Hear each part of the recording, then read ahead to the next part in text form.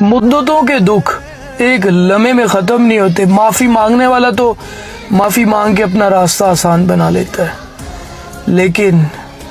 لیکن معاف کرنے والا کبھی کبھی ایسے مقام پر ہوتا ہے کہ معاف کر بھی دے لیکن اس کی تکلیف کو نہیں بھول پاتا. تضحیک آمیز لمحات، ٹھکرائے جانے کا احساس، تلخ الفاظ، کڑوے لہجے، یہ سب بھلانا اتنا آسان نہیں ہوتا.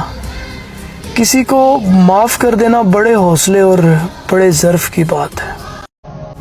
چہرے اجنبی ہو جائیں کوئی بات نہیں ہے، لہجے اجنبی ہو جائیں بڑی تکلیف دیتے ہیں.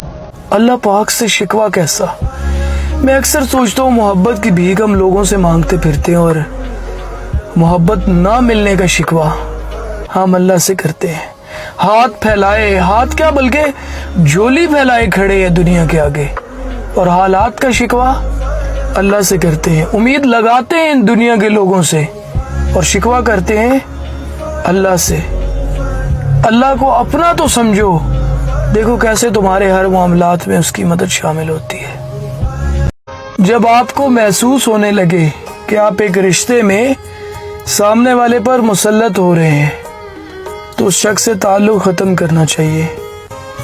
بس خاموش ہو جائیں.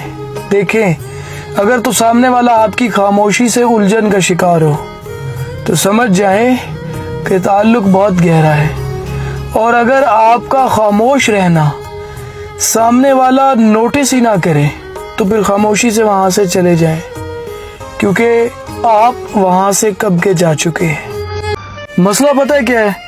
ہم کسی ایسے کی تلاش میں ہوتے ہیں جس کے ساتھ ہم بوڑھے ہو سکیں، اور میں کہتا ہوں ہمیں کسی ایسے کی تلاش کرنی چاہیے جس کے ساتھ ہمارا بچپنا قائم رہ سکے اور ہم بچوں جیسے ہی رہیں ساری زندگی.